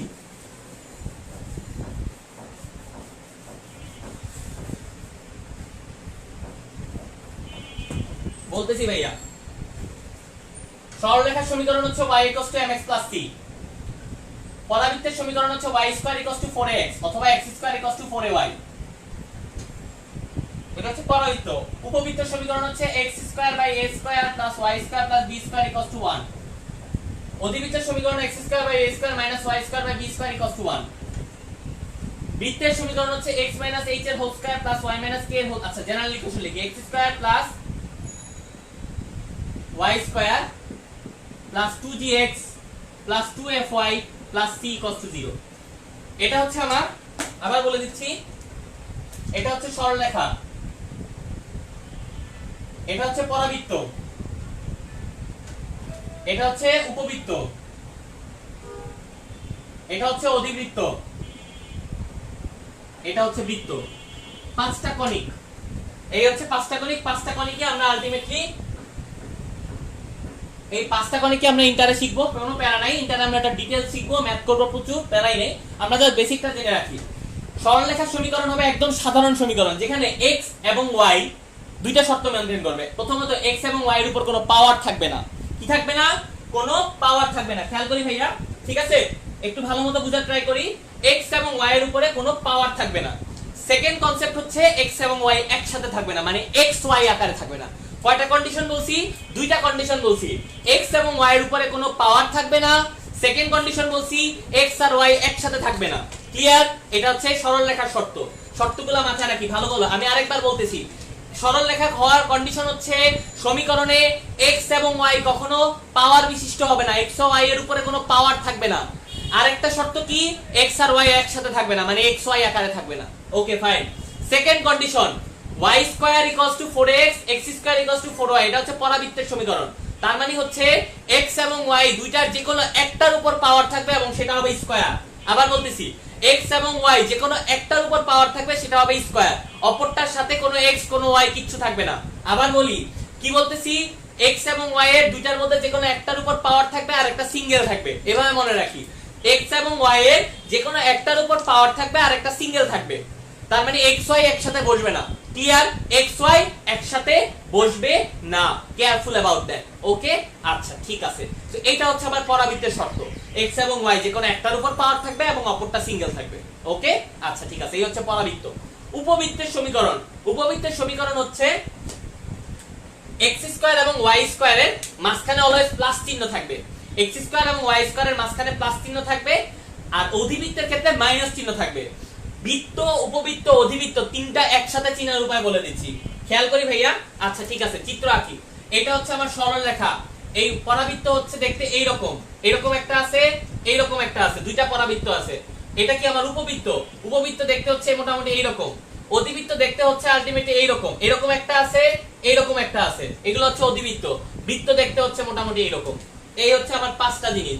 ওকে ভাইয়া, এটা হচ্ছে সরল রেখা, এটা হচ্ছে আমার আলটিমেটলি এই দুইটা হইতেছে পরাবৃত্ত, এটা হচ্ছে উপবৃত্ত, এটা হচ্ছে উপবৃত্ত। উপবৃত্ত আরো একটা টাইপ আছে, এটা তো একটু এদিকে চ্যাপ্টা। উপবৃত্ত এরকম একটা হইতে পারে, লাইক এরকম এদিকে চ্যাপ্টা। এই দুইটা হচ্ছে উপবৃত্ত, এই দুইটা হচ্ছে অধিবৃত্ত, এটা হচ্ছে বৃত্ত।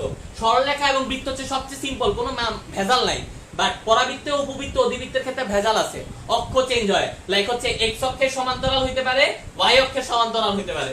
এটাও দেখি, এক্স অক্ষের দিক থেকে দেখ, এক্স অক্ষের দিক থেকে ওয়াই অক্ষের দিক থেকে হচ্ছে ছোট, আর এক্স অক্ষের দিক থেকে বড়, আর একটা হচ্ছে ওয়াই অক্ষের দিক থেকে বড়, এক্স অক্ষের দিক থেকে ছোট। এইগুলা এক একটা ইকুয়েশন। এটা আবার কি দেখ, এটা হচ্ছে লাইক কি রকম, ওয়াই অক্ষের প্যারালাল, এটা কি এক্স অক্ষের প্যারালাল। ঠিক আছে, এই যে প্রথম যেটা, এটা হচ্ছে এটার ইকুয়েশন, এইটা হচ্ছে এটার ইকুয়েশন, আর এইটা হচ্ছে এটার ইকুয়েশন। ভালো মতো খেয়াল করিস, এইটা হচ্ছে এটার ইকুয়েশন, অথবা এটারও ইকুয়েশন হইতে পারে। এটার ক্ষেত্রে a is greater than b, এটার ক্ষেত্রে a is less than b। ওকে ঠিক আছে ভাইয়া, ভালো মতো বলতেছি।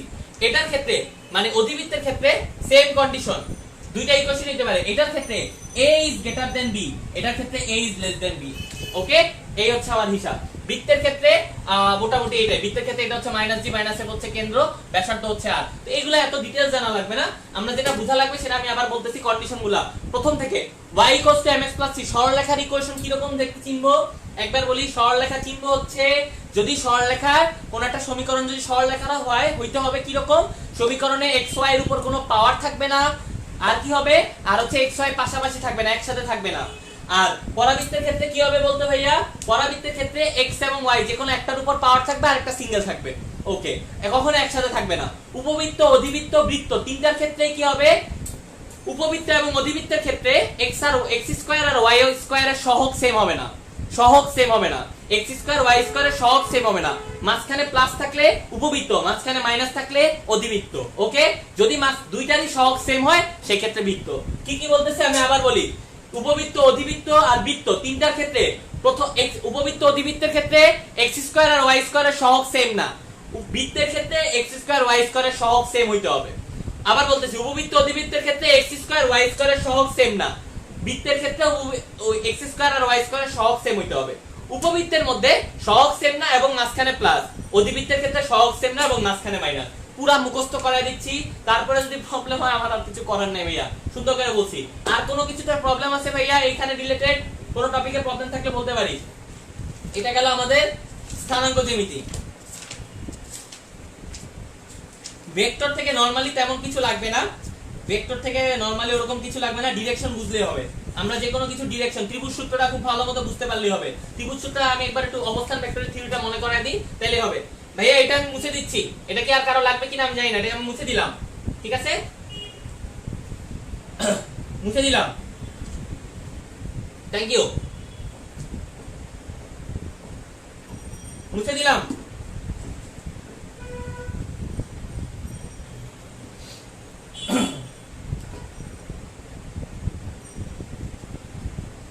মুছে দিচ্ছি,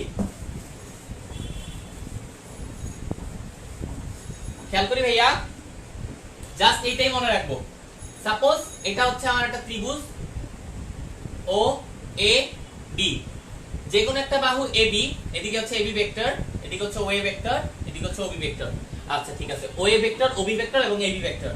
এবি ভেক্টর, হ্যাঁ, তার ঢালের উপর লম্ব রেখা আঁকলে তার ঢাল কেমন হয়। ওকে ভাইয়া, আচ্ছা ঠিক আছে, দুইটা পরস্পর ঢাল, শর্তগুলো বুঝি নাই। ওকে, আমি আরেকবার মুখে মুখে বলতেছি, শর্তগুলো একটু শুনে নে। আচ্ছা, ঢালের উপর লম্ব রেখা আঁকলে, ওকে ভাইয়া এটা একটু মাথায় রাখি, ঢালের উপর লম্ব রেখা আঁকলে দুই ঢালের মধ্যবর্তী কোণ 90 ডিগ্রি হয়। দুইটা পরস্পর লম্ব রেখার ঢালের মধ্যবর্তী কোণ 90 ডিগ্রি হয়। এবার তুই বুঝে না এখানে কি হবে। আচ্ছা শর্ত আমি আরেকবার বলে দিচ্ছি, একটু খেয়াল করি ভাইয়া। পেজ বলতে পারবা? জি ভাইয়া বলতে পারবি, আমার কাছে পেজ বই আছে, বল পেজ বল, সমস্যা নেই।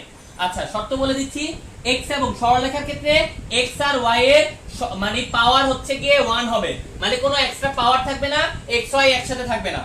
দেন আলটিমেটলি তারপরে কি পরাবৃত্তের ক্ষেত্রে x আর y একটার উপর স্কয়ার থাকবে আর একটা সিঙ্গেল থাকবে, একসাথে দুইটার উপর স্কয়ার থাকবে না, একটার উপর স্কয়ার একটার উপর একটা থাকবে সিঙ্গেল, এবং x y একসাথে থাকবে না, এটা হচ্ছে পরাবৃত্ত।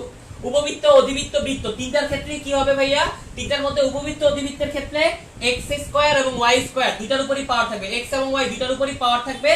x উপবৃত্ত অধিবৃত্ত বৃত্তের ক্ষেত্রে দুইটার উপরই পাওয়ার থাকবে, x এবং y।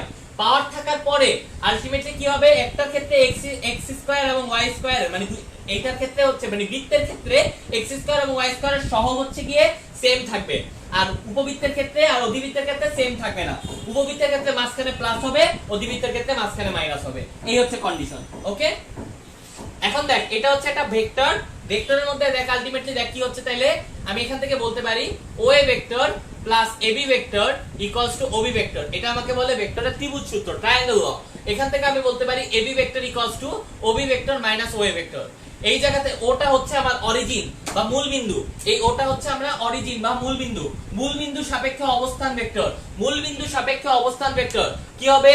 কোন একটা ভেক্টরের মূল বিন্দু সাপেক্ষে অবস্থান ভেক্টর হবে মূল বিন্দু হতে দ্বিতীয় ভেক্টর, মানে ভেক্টর যেই ডিরেকশনে যাচ্ছে তার দ্বিতীয় পজিশনের ডিসটেন্স মাইনাস হচ্ছে মূল বিন্দু থেকে তার প্রথম পজিশনের ডিসটেন্স। তার মানে AB vector equals to OB vector minus OA vector, CD vector equals to OD vector minus OC vector, PQ vector equals to OQ vector minus OP vector. Last মূল বিন্দু থেকে লাস্ট পজিশন মাইনাস মূল বিন্দু থেকে first position. এটা হচ্ছে মনে রাখবো ভাইয়া, এটাই হ্যাঁ, আর তেমন কিছু দরকার নেই। ঘনজ্যামিতির ক্ষেত্রে তেমন কিছু না, শুধু ফর্মুলাগুলো একটু মাথার মধ্যে রাখবো, ওরকম কঠিন কিছু না, ফর্মুলাগুলো মাথায় রাখবো। আমার ইচ্ছা ছিল ভাইয়া ফর্মুলা প্রতিপাদন করে করে দেখানো, বাট এটা অ্যাকচুয়ালি পসিবল না, অনেক টাইম লাগবে। তো এত টাইম তো আমাদের হাতে নেই, আমরা জাস্ট ফর্মুলাগুলো মাথায় রাখবো, এটা আমি বলে দিলাম। কেমন ধরনের কোশ্চেন এই অবস্থান ভেক্টর বের করতে দিয়ে মানে বলতে পারে, লাইক AC ভেক্টরের অবস্থান ভেক্টর কি? OC মাইনাস OA, ঠিক আছে? এরকম ব্যাপারটা সবসময় মনে রাখবো, মূল বিন্দু থেকে লাস্ট পজিশন মাইনাস মূল বিন্দু থেকে ফার্স্ট পজিশন, এই টাইপের কোশ্চেন আসতে পারে। ওকে, আচ্ছা আর কি ভাইয়া? ঘনজ্যামিতি, ঘনজ্যামিতির মধ্যে মেইন যেটা রাখবো আমরা মাথায় সেটা হচ্ছে বেসিক্যালি ঘনজ্যামিতি থেকে আমাদের ফর্মুলাগুলো মাথায় রাখতে হবে। মেইনলি ধর বলতে পারে যে ABC একটা ঘনকের হচ্ছে গিয়ে তিনটা বাহু, ওইটার আয়তন কত? কি হবে ABC ঘন একক? ধর আমাকে বললো হচ্ছে যে হ্যাঁ ঠিক আছে ABC হচ্ছে গিয়ে আমার ঘনবস্তু, তো তাহলে ABC ঘনবস্তুর ক্ষেত্রে আমার এটাকে তুমি সমগ্র তলের ক্ষেত্রফল বের করো, সেক্ষেত্রে কি হবে? AB plus BC plus CA, এইরকম আর কি। যেমন আলটিমেটলি মানে এই টাইপের জিনিসপত্রগুলো আমাদের জানা লাগবে, 2 * AB plus BC plus CA, এই সব জিনিসপত্র আমার জানা লাগবে, ঠিক আছে? আচ্ছা ভেক্টরের ক্ষেত্রে আলটিমেটলি শুধুমাত্র এই যে ত্রিভুজ সূত্র যেটা আছে এটা একটু ভালোমতো দেখে আয়, অন্তর্বিভক্তকরণ সূত্রটা একটু দেখে যাই, জাস্ট দেখা, ওরকম কঠিন কিছু না, দেখে যাই, ঠিক আছে ভাইয়া? আচ্ছা অবস্থান ভেক্টর কেন বুঝিস না? আমি জানি না অবস্থান ভেক্টর কেন বুঝিস না, ইজি তো, কি বললাম যে হচ্ছে আমি ত্রিভুজ সূত্র থেকে এই জিনিসটা নিয়ে আসছি, প্রুফ করে নিয়ে আসছি। মূল বিন্দুর সাপেক্ষে যে কোনো একটা ভেক্টরের অবস্থান ভেক্টর হচ্ছে লগারিদম ফাংশন, কঠিন না, সহজ ইনশাআল্লাহ। দেখ মূল বিন্দু থেকে যে কোনো একটা ভেক্টরের অবস্থান ভেক্টর হচ্ছে তার last position minus first position. মূল বিন্দুর সাপেক্ষে লাস্ট পজিশন কি? OB, ফার্স্ট পজিশন কি? OA, OB minus OA, AD, OD minus OA, PQ, OQ minus OP, এরকম আর কি, ঠিক আছে? ঘনজ্যামিতির ক্ষেত্রে ফর্মুলাগুলো মনে রাখবো, তাইলেই হবে ইনশাআল্লাহ। ওকে, এই হচ্ছে ঘনজ্যামিতি গেল। সবার লাস্টে সম্ভাবনা। আচ্ছা সম্ভাবনা জিনিসটার জন্য আমাদের যেটা লাগবে সেটা হচ্ছে কিছু কেস মাথায় রাখা লাগবে, লাইক একটা মুদ্রার ক্ষেত্রে কি হয়, একটা ছক্কার ক্ষেত্রে কি হয়, এগুলো আমাদের মাথায় রাখা লাগবে। মুদ্রার ক্ষেত্রে আলটিমেটলি সাইড কয়টা? 2টা। ছক্কার ক্ষেত্রে সাইড কয়টা? 6টা। একসাথে একটা মুদ্রা আলটিমেটলি কয়টা ছক্কা, মানে একটা ছক্কা আর একটা মুদ্রার ক্ষেত্রে কেস কয়টা হবে? ফার্স্ট সাইডের জন্য ওই পাশের 6টা, সেকেন্ড সাইডের জন্য ওই পাশের 6টা, এরকম আর কি, ঠিক আছে? হ্যাঁ হ্যাঁ অবশ্যই শিখা লাগবে। ডিসটেন্সের জন্য এগুলো তো নরমাল ফর্মুলা, ওগুলো আমি দেখাই নাই। দুই বিন্দুর মধ্যবর্তী দূরত্ব কি রকম? দুই বিন্দুর মধ্যবর্তী দূরত্বই কিন্তু আলটিমেটলি আমার বাহুর ডিসটেন্স, তাই না? বাহুর দুইটা প্রান্ত বিন্দু নিতে হয় x1 y1 x2 y2, তাহলে ফর্মুলা কি হয়? √x1 - x2 whole square plus y1 - y2 whole square. এরিয়ার ক্ষেত্রে কি হয়? যদি আমার স্থানাঙ্কগুলো দেওয়া থাকে, ত্রিভুজের ক্ষেত্রে এরিয়া কি হয় ভাইয়া? ত্রিভুজের ক্ষেত্রে এরিয়া হয় হচ্ছে হাফ ইনটু শূন্যর মতো হচ্ছে কি ওই যে দুইটা দাগ বসাবো, মডুলাস বসাবো, তিনটা স্থানাঙ্ক নিব, প্রথম স্থানাঙ্কটা রিপিট করব। এই হচ্ছে আমার এই ত্রিভুজের ক্ষেত্রে। চতুর্ভুজের ক্ষেত্রে চারটা স্থানাঙ্ক লিখবো, প্রথমটা রিপিট করব। এই আচ্ছা, পরিসীমার ক্ষেত্রে কি হবে? পরিসীমা হচ্ছে তিনটা আলাদা আলাদা বাহু বের করব, যোগ করে দিব। এই তো সমবাহু ত্রিভুজের ক্ষেত্রে পরিসীমা কেমন হবে? থ্রাইসে। এইগুলা বর্গের ক্ষেত্রে পরিসীমা কি হবে? 4 এ। এইগুলা এই আচ্ছা, এগুলা দিক আছে কিনা? অবস্থান ভেক্টর অবশ্যই দিক আছে, হ্যাঁ জি দিক আছে। আচ্ছা, এই তো আলটিমেটলি। আর সম্ভাবনার ক্ষেত্রে কি পড়বো? সম্ভাবনার ক্ষেত্রে কেসগুলো মাথায় রাখবো ভাইয়া, কেসগুলো মাথায় রাখাটা খুব বেশি জরুরি। লাইক অত কঠিন ম্যাথ সম্ভাবনা আপনাদের আসবে না, কোনো রকম রকেট সায়েন্স আসবে না, সো প্যারা খাওয়ার কিছু নেই। অনেকে ভাবতেছি সম্ভাবনা মানে ইন্টারের ম্যাথ গুলো লাগবে, কোনো দরকার নেই ভাইয়া। এত ডিপ কোশ্চেন আসে না নরমালি, বইয়ের থেকে টেক্সচুয়াল কোশ্চেন আসবে। আশা করি আমরা টেক্সচুয়াল কোশ্চেন টেক্সচুয়ালি आंसर করব, ঠিক আছে? কোনো ওভার হাইপ হয়ে কোনো এরকম কোনো কোশ্চেনের आंसर করার কোনো প্রয়োজন নাই, ঠিক আছে? মানে এমন ভাবে आंसर চিন্তা করতে যাস না যাতে তোর আরো 5টা কোশ্চেনের টাইম লস হয়। ওকে ভাইয়া? আচ্ছা, প্যারালাই পরে অবশ্যই দেখে নিস। থ্যাংক ইউ ভাইয়া। ওকে, না না বাবা, স্যাক্রিফাইসের কোনো কিছু নাই। থ্যাংক ইউ ভেরি মাচ যে তুই এতক্ষণ দেখছিস। ওকে আচ্ছা, আচ্ছা ঠিক আছে, okay thank you very much. আচ্ছা, কাজের কথায় আসি তাহলে কি বললাম ভাইয়া? আচ্ছা, 213 থেকে 217 পেজ কি এমন আছে যেটা ধ্বংসাত্মক? আমি একটু দেখি। লগ ফাংশন, সূচক ফাংশন, গ্রাফ আছে না? নিজ দায়িত্বে চোখ বন্ধ করে বাদ দিবি। এই এনডিসির পরীক্ষার জন্য গ্রাফের কোনো প্রয়োজন নাই, গ্রাফ বাদ, গ্রাফ দেখার কোনো প্রয়োজন নাই। গ্রাফের যেই ছবিগুলো দেখবো আস্তে আস্তে বাদ দিব, খালি সরলরেখা গ্রাফটা বুঝাইছি জাস্ট হচ্ছে বোঝানোর জন্য, আর এই চিত্রটা বুঝাইছি, চিত্রটা গুলো লাগতে পারে যেই জন্য দেখাই দিছি, নালে কোনো প্রয়োজন ছিল না ভাইয়া, ঠিক আছে? গ্রাফটা নিয়ে চিন্তা করার কোনো প্রয়োজন নাই। আচ্ছা, এমন ভাবে কোশ্চেন পরীক্ষা যখন দিতে যাব মাথাটা ঠান্ডা রাখবো ভাইয়া। প্রথমত মাথা এই জন্য ঠান্ডা রাখবো যে ভাইয়া আননেসেসারি প্যানিক করা যাবে না, হাত কাঁপাকাঁপি যাতে না হয়। নরমালি সিম্পল ভাবে পরীক্ষা দিতে বলবো, সিম্পল ভাবে অ্যানসার করব। ইন কেস যদি মনিটরিং থাকে তাহলে তো ভালো, না থাকলে তাহলে কিছু করার নাই। মনিটরিং না থাকলে তো না থাকলো, যদি থাকে তাহলে এমন ভাবে কোনো বিহেভ করব না যাতে টিচার মানে যে মনিটর করতেছে যাতে তার মনে না হয় যে তুই হচ্ছে গিয়ে কোনো রকম এরকম কিছু করতেছিস যেটা হচ্ছে গিয়ে লাইক আশপাশে তোর কোনো বই আছে বা এরকম কিছু, এগুলো যাতে মাথায় না থাকে টিচারের। ওকে, এটাই হচ্ছে কথা। আচ্ছা, মনিটর যদি মনিটরিং করে, ক্যামেরা যদি অন রাখতে বলে, সেক্ষেত্রে চেহারা ভালো মতো দেখায় রাখবো, তুমি কি করতেছো সেটা যাতে টিচার বুঝতে পারে। এনডিসি সেই ক্যাপাবিলিটি আছে যে তারা মনিটরিং করতে পারবে। তারা চাইলে হচ্ছে গিয়ে মোটামুটি 10টা থেকে 15টা হচ্ছে টাইম দিবে। আমি মোটামুটি শিওর এটাই করবে, 15 থেকে 16টা টাইম দিবে। আগের বারও তাই করতো, 2 দিন লাগে এক্সাম হইতো, 15-16টা টাইম দিত। তো 15-16টা টাইম দিলে ধর পরীক্ষা দিবে 15,000, 1000 স্টুডেন্ট পরীক্ষা দিবে। এখন এনডিসি তে মিনিমাম কারেন্টলি মার্টিন হলের স্টুডেন্ট মিলে এরকম মানে হচ্ছে গিয়ে কাজ করতে পারে, যারা কাজ করে মনিটর করে এইসব করে, এরকম প্রায় 250 উপরে লোকজন আছে, টিচার সব সহ। এখন বল পার পার্সন কয়জন পড়ে? 4 জন। একটা মনিটরে 4 জন মানুষকে কি মনিটর করা পসিবল না? অবশ্যই পসিবল। এবং এনডিসির ওই পরিমাণ ইকুইপমেন্টস আছে, তাদের ল্যাবে ওই পরিমাণ জিনিসপত্র আছে, এটা আমি এনশিওর করতেছি, ঠিক আছে? সো এগুলা নিয়ে প্যারা খাওয়ার মানে ভাবার কোনো কারণ নাই যে এনডিসির মাথায় এইসব নাই। তাদের মাথায় যথেষ্ট বুদ্ধিশুদ্ধি আছে। আশা করা যায় ফেয়ার এক্সাম হবে।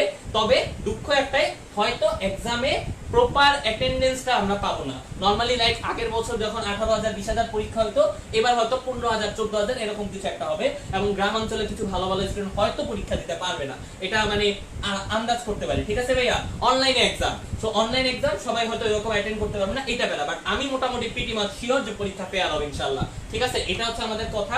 এনডিসি সেই ক্যাপাবিলিটি আছে যাতে তারা ফেয়ার পরীক্ষা নিতে পারে, তাদের সেই পাওয়ার আছে। সো এগুলা নিয়ে আমরা প্যানিক না করি, আমরা প্রপারলি প্রিপারেশন নেই, আমরা যতটুকু টেক্সচুয়াল নলেজ আছে এইটুকু ভালো মতো কভার করার ট্রাই করি। বিশেষ যেই চ্যাপ্টারগুলো লাইক হচ্ছে গিয়ে ম্যাথে তো আমি ক্লাস নিলাম 2টা, আমি জানি না আমি ফিজিক্স কেমিস্ট্রি আমি মনে হয় না নিতে পারবো। কেমিস্ট্রি একটা নেওয়ার ইচ্ছা আছে, আমি জানি না নিতে পারবো কিনা। যদি নিতে পারি তাহলে হচ্ছে গিয়ে ইনশাআল্লাহ তাহলে তো জানতেই পারবি নিতে পারলে। আর সবাইকে হচ্ছে একটা কথাই বলবো, প্যানিক করতে না, কোনো কিছুতে প্যানিক করা যাবে না, কোনো কিছুতে ওভার হাইপ হওয়া যাবে না। পরীক্ষার মধ্যে হচ্ছে গিয়ে লাইক এমন কোনো কোশ্চেন যদি দেখিস তোর সামনে যেটা তুই জানিস না বা মানে কর যে কনফিউজ, এইরকম কোশ্চেন নিয়ে বেশি মাথা কামানোর প্রয়োজন নেই। তুমি কনফিউজ মানে তোমার সাথে আরো 10,000 পোলাপান কনফিউজ। সো ওই জিনিস নিয়ে আলটিমেটলি হচ্ছে কাজ করা লাগবে না, ঠিক আছে? আচ্ছা, আমার পরিচয় হচ্ছে, আমার নাম হচ্ছে মোহাম্মদ নাহিয়ান শিকদার। আমি হচ্ছে এসএসসি 2014 ব্যাচ, তোরা হচ্ছে এসএসসি 2020 ব্যাচ। 14 ব্যাচ, মতিঝিল সরকারি বালক উচ্চ বিদ্যালয়, সেন্ট্রাল গভর্নমেন্ট বয়েজ নামে পরিচিত বেশি, Motijheel government boys high school, এটা হচ্ছে আমার পরিচয়। আচ্ছা ঠিক আছে। আর আমার এইচএসসি হচ্ছে নরডাম কলেজ, গ্রুপ 6, আমার রোল নাম্বার ছিল 11166018, এটা হচ্ছে আমার রোল নাম্বার। কারেন্টলি আমি হচ্ছে mechanical and production engineering, Islamic University of Technology IUT, এটা হচ্ছে বোর্ড বাজারে গাজীপুরে। অনেকেই চিনিস, অনেকে চিনিস না, আমি এটার ফাইনাল ইয়ারের ছাত্র, ঠিক আছে, এই হচ্ছে আমার পরিচয়। ওকে, আর কোনো পরিচয় দরকার আছে? আশা করি আর দরকার নেই। আচ্ছা, আমার ঢাকায় বাসা, ঢাকায় আমি থাকি হচ্ছে মুগদাতে, আর এমনিতে আমার হলে সিট আছে, আমি হলে থাকি। ওকে, সো আমরা ভালো থাকি, সুস্থ থাকি, আর কোনো কিছুর দিকে আমরা হচ্ছে কি এইসব অননেসেসারি হাইপ না হই, আননেসেসারি হাইপটা আমরা না হই, নরমাল চিন্তা ভাবনা করে নরমাল ভাবে অ্যানসার করব। ঠিক আছে ভাইয়া, ভালো থাকি, আল্লাহ হাফেজ, আসসালামু আলাইকুম। সবাইকে অনেক অনেক শুভকামনা এবং শুভেচ্ছা রইল এক্সামের জন্য। কালকে থেকে আমরা মোটামুটি পিটি মাস সবাই ব্যস্ত হয়ে যাব, কোনো কিছু নিয়ে অযথা প্যানিক করবো না। আল্লাহ হাফেজ, দোয়া রইল ভাইয়া।